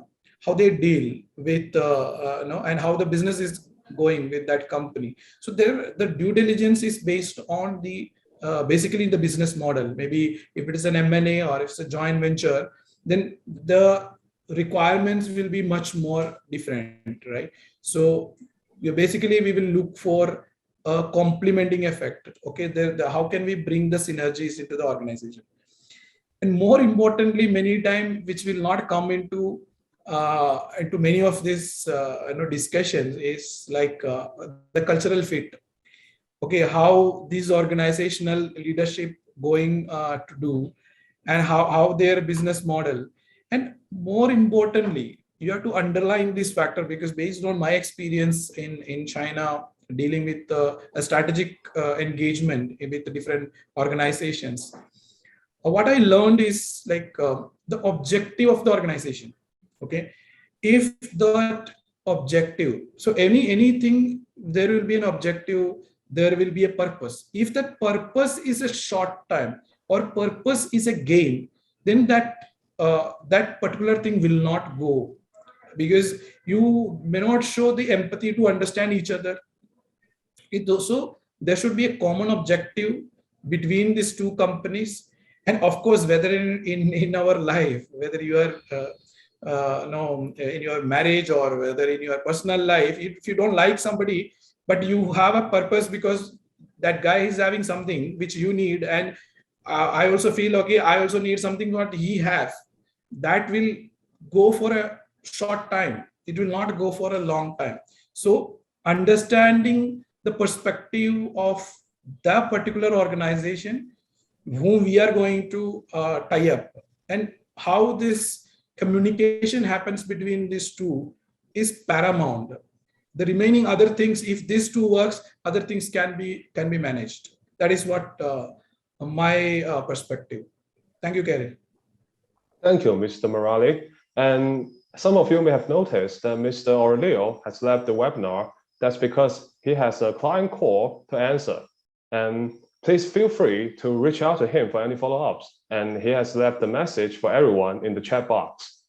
Okay, let's continue to the next question. Mr. Steven, Is there any suggestion for overseas companies that plan to expand their business in China at a high rate of speed? So everybody wants to be fast, but fast is not always the best. So I would say that the so-called fast highway speed of the developing of the business is based on the regulation, monitoring, operation, and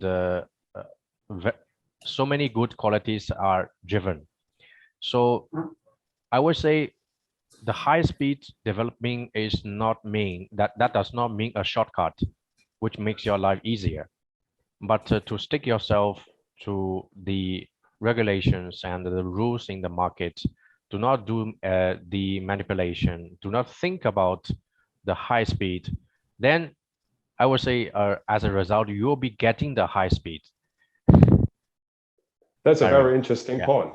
Thank you, Mr. Stephen. Mr. Murali, do you have anything to add? There's a well saying like speed thrills but kills. Okay, so you have to have a calculated risk on anything what you are going to do. So my understanding in China, speed doesn't work.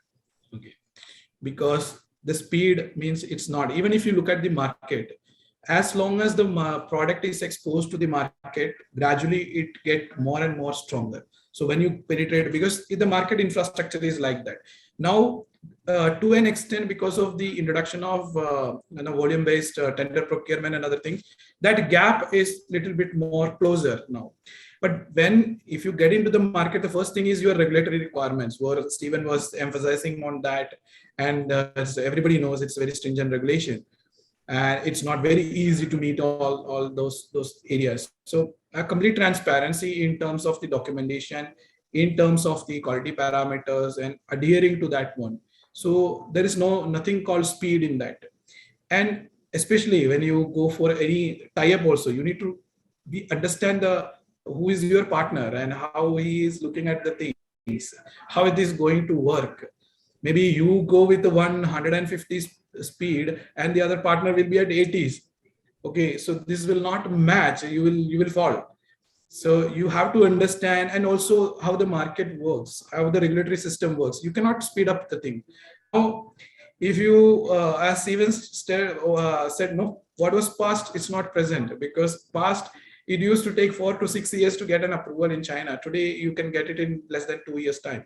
So we got a product which is less than 2 years' time approval in China. So there are automatic, then speed which comes naturally will give a sustainability. But speed, you create a speed and go, then you will not be successful in the market, especially in China.